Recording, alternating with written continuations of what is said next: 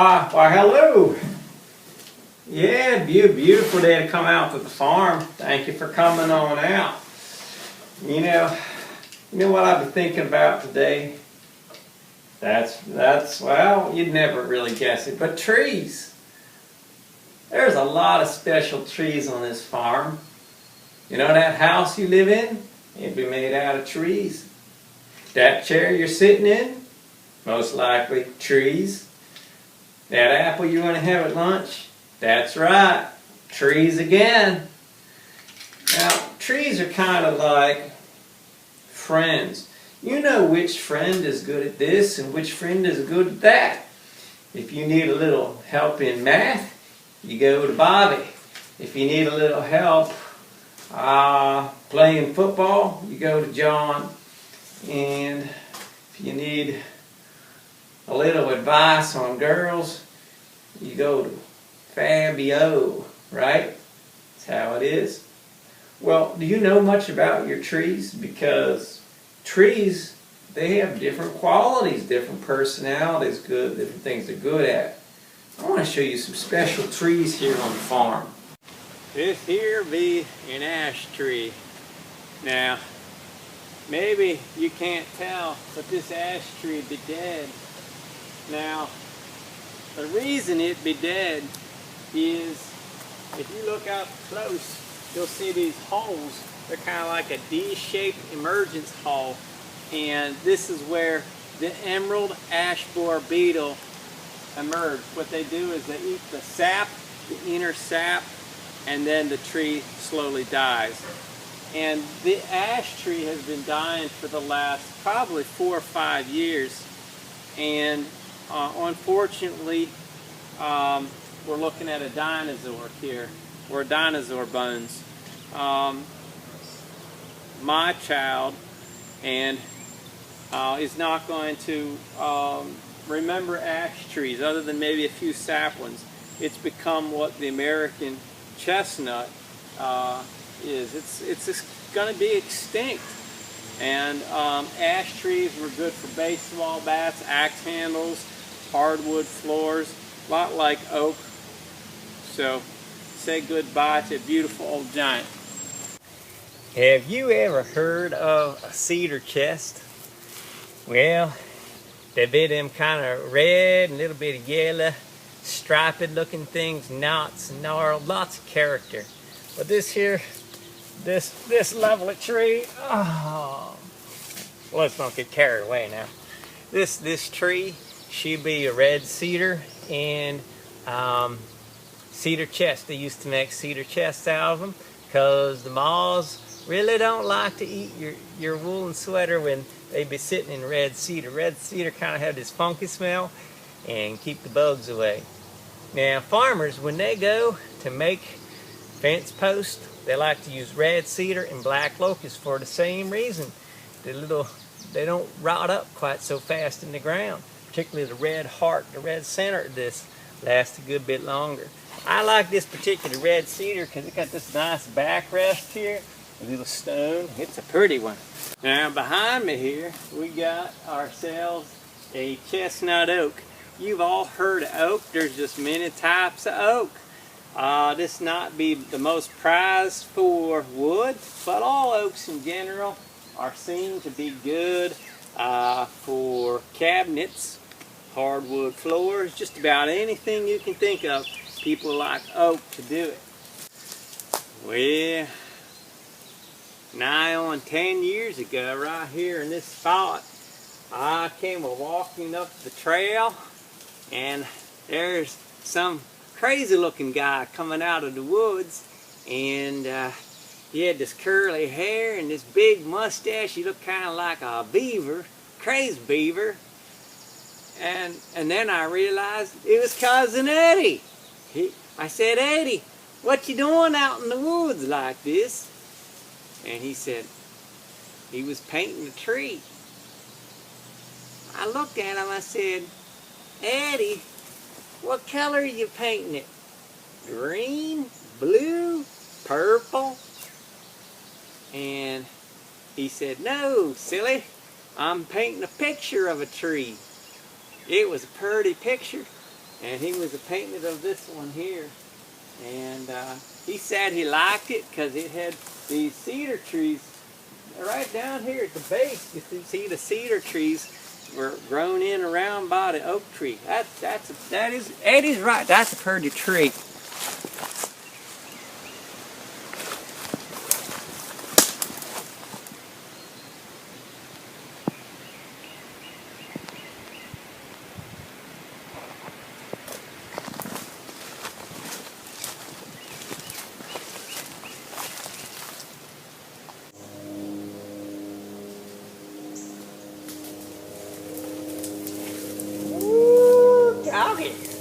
That'd be a big tree, mighty big.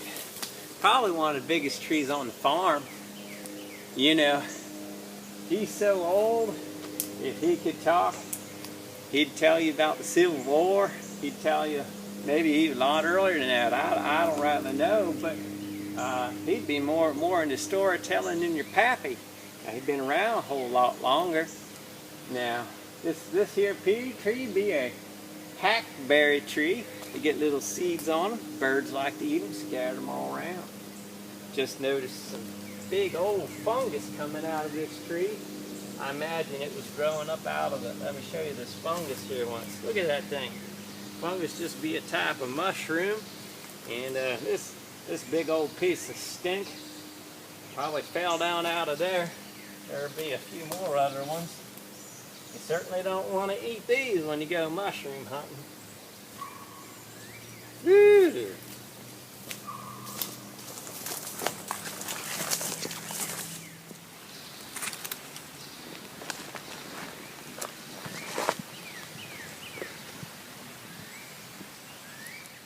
Pop quiz. What type of trees be these? They got red in the name. Hint number 2. They make chests out of them. That'd be right. Cedar tree. A little cedar tree up close. They'd be some of the first trees to come up in the succession of a new forest. They'd be super hardy. This here be a sycamore tree. This be my favorite kind of tree. You see them living alongside creeks. They love water. And this particular one has a big old sinkhole sucking the dirt out down around its roots. Big old hole down here, and kind of revealing these really cool gnarly roots that even have like little plants growing out of them. Looks kind of fairy tale like. Now, when you think about trees, I imagine family trees came into play with this kind of thing, because you see the massive roots, the history of this tree, and then you look at the limbs, the youngest, smallest limb, and that tells you that this tree is still growing every year, sending out new roots. Just like your family, it's growing every year. You're getting bigger, and many years a new person be added to your family, whether it's your cousin or just we're always growing and expanding like a tree. Take a good look at this tree.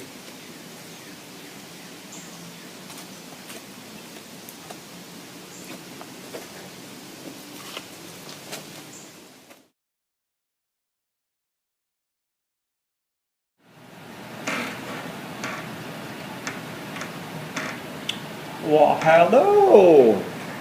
Bernie told me you got out to the farm and he gave you a tour. He showed you a whole bunch of different types of trees. Did you like that?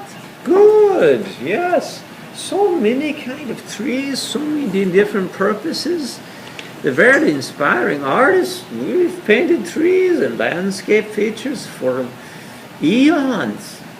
Eons.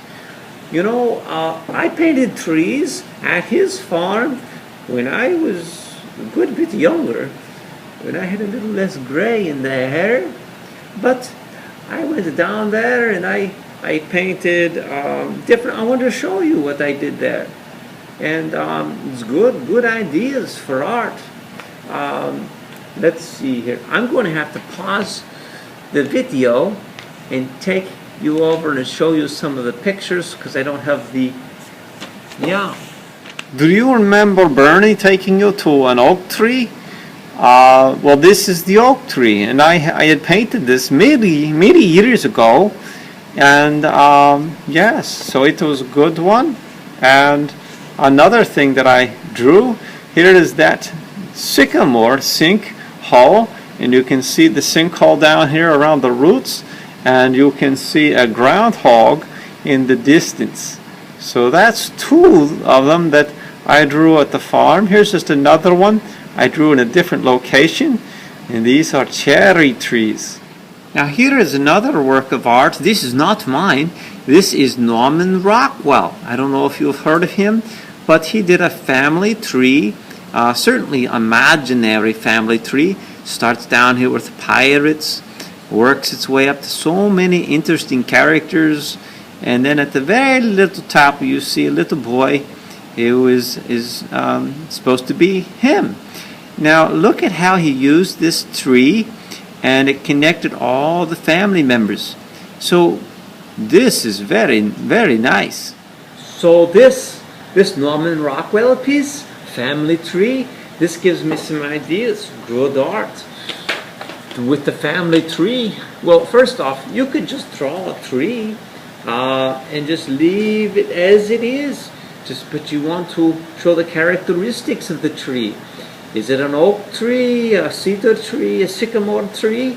And show that by the leaves, the shapes, or the bark.